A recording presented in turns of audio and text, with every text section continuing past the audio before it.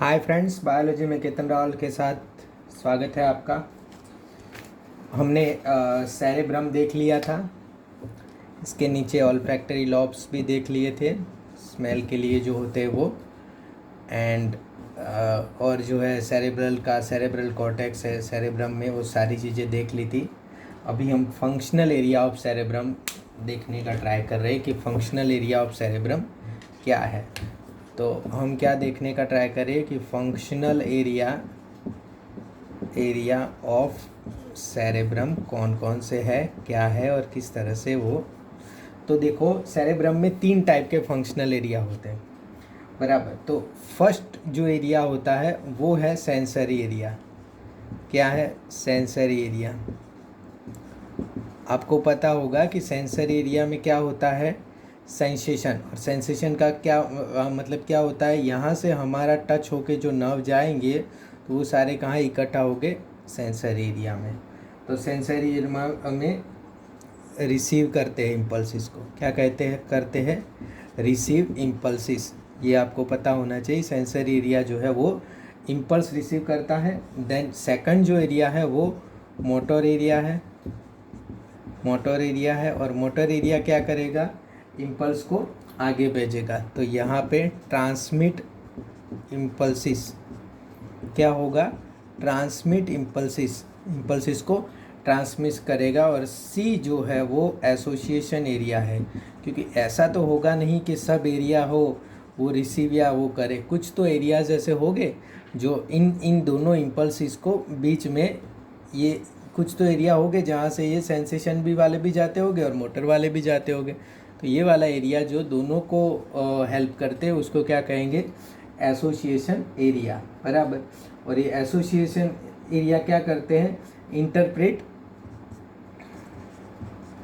Interpret the input. इसका क्या मतलब है, उनको जैसे कहा जाए, जैसा इनपुट डाला जाए वैसा। मोटर वाले कहेंगे चलो आगे भेजो तो वो इनपुट आगे देंगे, ये सेंसेशन वाले कहेंगे तो ये करेंगे। तो ऐसे 3 एरियाज जो है वो हमारे पूरे सेरेब्रम में होते हैं, और वो 3 एरिया से रिलेटेड जो है वो वहाँ पे काम होता है। अब देखो हमने जो सेरेब्रम का फिगर देखा था, बराबर, ये एरियाज होते हैं 3। अब हमने जो सेरेब्रम का फिगर देखा था तो हमने ऐसे लॉब देखे थे इस पे। तो ये फ्रंटल लॉब है, पूरा फ्रंटल लॉब है, ये पैरिएटल है, ये पीछे वाला ऑसिपिटल है, और नीचे वाला टेम्पोरल है। क्लियर हुआ? और ये जो है ये पार्ट क्या है, सेंट्रल सल्कस है। सेंट्रल सल्कस के बिल्कुल आगे वाला पार्ट को हम क्या बोलेंगे, प्री सेंट्रल बोलेंगे, और ये है पोस्ट सेंट्रल। क्लियर हुआ? ये है प्री सेंट्रल एंड ये है पोस्ट सेंट्रल।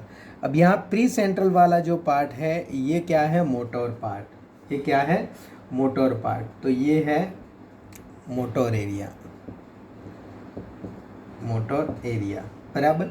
तो प्री सेंट्रल वाला पार्ट है मोटर पार्ट, और पोस्ट सेंट्रल वाला पार्ट है तो ये क्या है, सेंसरी एरिया।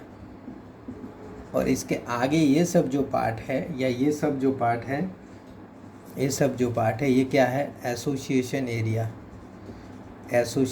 एरिया। तो आपको क्लियर पता होना चाहिए कि फ्रंटल लॉब जो है मोटर से जुड़ा हुआ है, एंड टेम्पोरल लॉब जो है वो क्या है, वो सेंसरी से जुड़ा हुआ है। क्लियर हो गया ये मामला आप में कि? अब देखो, जब बात आती है विजन की, तो विजन वाला पार्ट जो है वो पीछे है, ऑसिपिटल। तो फ्रंटल हो गया, टेम्पोरल हो गया, फ्रंटल हो गया, पैरिएटल हो गया। अब ऑसिपिटल में क्या है, ऑसिपिटल विजुअल से जुड़ा हुआ है।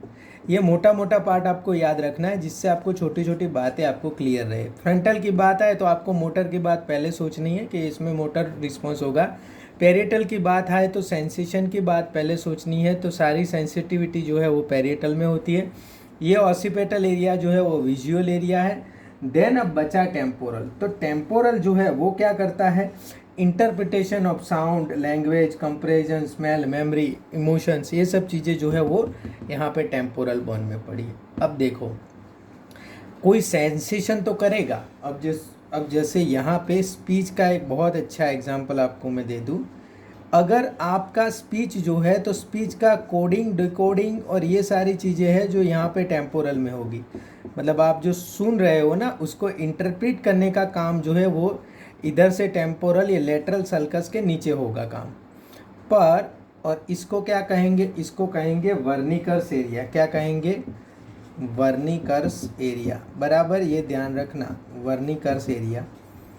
पर यहाँ का काम मतलब ये जो सुन के जो जवाब देना है ना कि भाई अब ये सुना, अगर कोई आपको कुछ ऐसा बोलता है जो आपको अच्छा नहीं लगा कि भाई तुम्हारे तो नीट में कुछ आ ही नहीं सकते, 0 आएंगे, तो अगर तुम्हें बोलना है कि नहीं है तो अगली बार देख लेना, मैं बराबर ला के दिखाऊँगा, तो ये जो है ना ये यहाँ से आप बोलोगे, मतलब जो ये मोटर रिस्पॉन्स है ना उसका स्पीच का मोटर रिस्पॉन्स वो यहाँ से होगा। और ये जो है फ्रंटल लोब में है तो ये है, इसको क्या कहेंगे, Broca's area, Broca's motor speech area, motor speech area. तो देखो स्पीच में 2 एरिया हो गए, बराबर याद रखना, ब्रोका वाला, बराबर, ब्रोका का मोटर स्पीच एरिया जो यहाँ से, एंड वर्निकल वाला सेंसेशन वाला एरिया जो यहाँ से। टेम्पोरल लॉब में ये सारी चीज़ें होती है। अब टेस्ट एरिया जो है वो पैरिएटल लॉब में ही होता है, यहाँ पे जो होता है लास्ट में पैरिएटल लॉब में, वो क्या होता है, ये होता है टेस्ट एरिया। तो लेटरल जो सल्कस है, लेटरल सल्कस का बिल्कुल ऊपर जो है टेस्ट एरिया और बिल्कुल नीचे जो है वो क्या होता है, हियरिंग एरिया होता है, बराबर। और जो ऑल्फैक्टरी एरिया है, ऑल्फैक्टरी साउंड वाला एरिया है, वो टेम्पोरल लॉब में, ऐसे टेम्पोरल लॉब में घुसा हुआ होता है, ऑल्फैक्टरी या स्मेल वाला एरिया, क्योंकि टेम्पोरल लॉब में ही सारा डिकोडिंग सेंसेशन वगैरह होता है। मोटर रिस्पॉन्स ज़्यादातर फ्रंटल से मिलते हैं, बराबर। तो ये जो है यहाँ पे ये है और ये है, बिल्कुल ये है टेस्ट एरिया, यह विजुअल एसोसिएशन एरिया है। यहाँ पे ये किस पे है, ये है ऑसिपिटल में। तो ये आप बराबर ध्यान रखना, चीज़ें क्लियर कट। ये ऑसिपिटल हो गया, ये आपका हो गया फ्रंटल, ये क्या है, ये हो गया टेम्पोरल, ये पैरिएटल, बराबर, ये पैरिएटल हो गया, ये पैरिएटल। तो फिर से हम देखते हैं, ये पैरिएटल का सेंट्रल सर्कस है, उसका प्री सेंट्रल वाला एरिया जो मोटर एरिया है, पोस्ट सेंट्रल वाला एरिया जो है वो सेंसरी एरिया है, बाकी जो एरिया जो है वो क्या है, एसोसिएशन एरिया है। क्लियर बात हो गई। अब एसोसिएशन एरिया में यहाँ पे हियरिंग वाले पार्ट है 2, ये है एसोसिएशन एरिया में, सॉरी, यहाँ पे टेम्पोरल एरिया में हियरिंग का डिकोडिंग कोडिंग होता है, हियरिंग की जो समझ होती है वो यहाँ से होती है, उसको वर्निकर्स एरिया कहेंगे। पर उसका जो मोटर रिस्पॉन्स है वो यहाँ फ्रंटल से होता है, उसको ब्रोकास एरिया कहेंगे। टेस्ट एरिया मतलब टेस्ट वाला चीज़ें यहाँ होता है, बाकी जो चीज़ें हैं वो ऊपर फ्रंटल पैरिएटल इसमें होती है। अब आपको अगर स्पेशल देखना हो कि फ्रंटल में क्या होता है, पैरिएटल, ये आपको ये जो चीज़ें हैं वो स्पेशल नहीं, ये चीज़ें आपको क्लियर वो दिखाएंगी कि क्या क्या कहाँ कहाँ हो सकता है।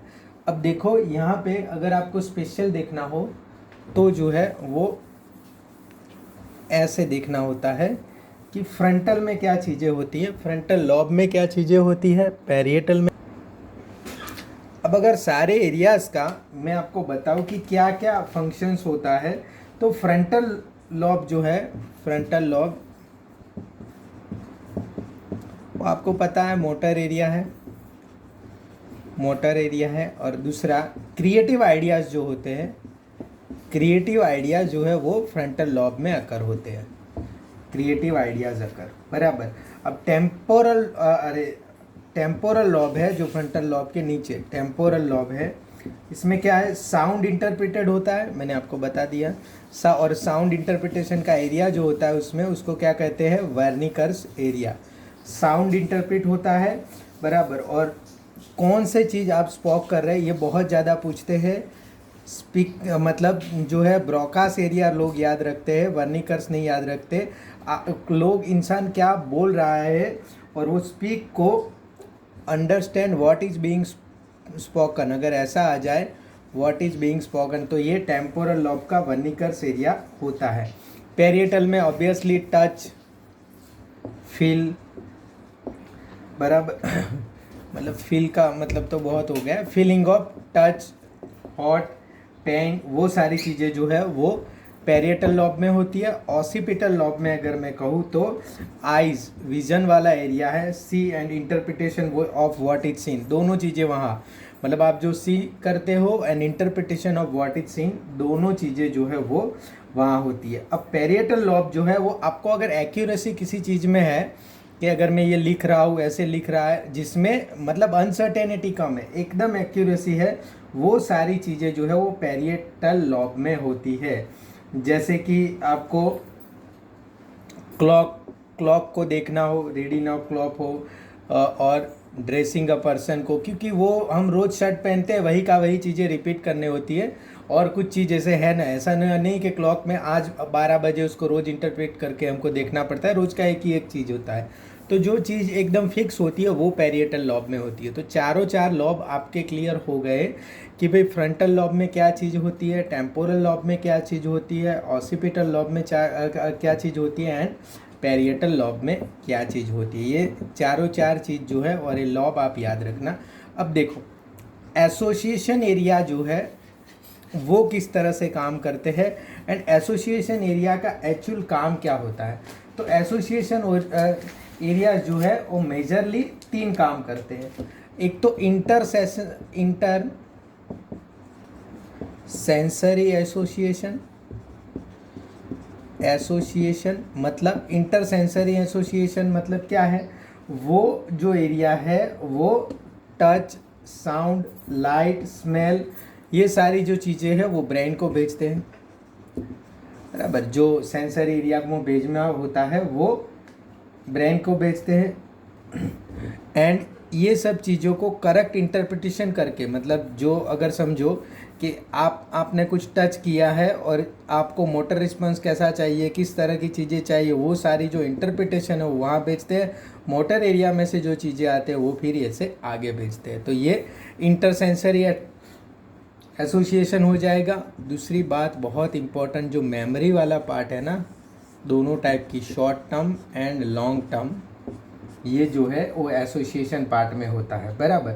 तो ये डिफरेंट लॉब्स में जो मेमोरी वाला पार्ट है वो होता है, और दूसरा जो है कम्युनिकेशन वाला पार्ट है, क्योंकि जितना जल्दी आप इंटरप्रेट करके आके भेजोगे आपका इतना कम्युनिकेशन पावर जो है वो ज़्यादा होगा। तो मेमोरी होगा, कम्युनिकेशन होगा या इंटरसेंसरी एसोसिएशन होगा, वो तीनों के तीनों जो चीज़ें हैं वो एसोसिएशन एरिया के फंक्शंस है।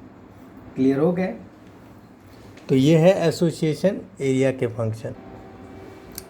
तो अगर हम ओवरऑल फंक्शन ऑफ सेरेब्रम में के बारे में देखेंगे, तो फंक्शन ऑफ सेरेब्रम के बारे में हम देखेंगे तो हमें क्या देखना मिला, तो ये पूरे ब्रेन के फंक्शन को कंट्रोल करता है, बराबर। तो ब्रेन के डिफरेंट पार्ट को कंट्रोल करता है। तो इसीलिए ये क्या है, सेंटर है कॉन्शियस का, विल पावर का, वॉल्यूंटरी मूवमेंट का। अच्छे से लिखो तो आपको अगर लिखना हो तो, किसका सेंटर है, कॉन्शियस का, दूसरा जो है वो विल पावर का, तीसरा जो है वो वॉल्यूंटरी मूवमेंट का,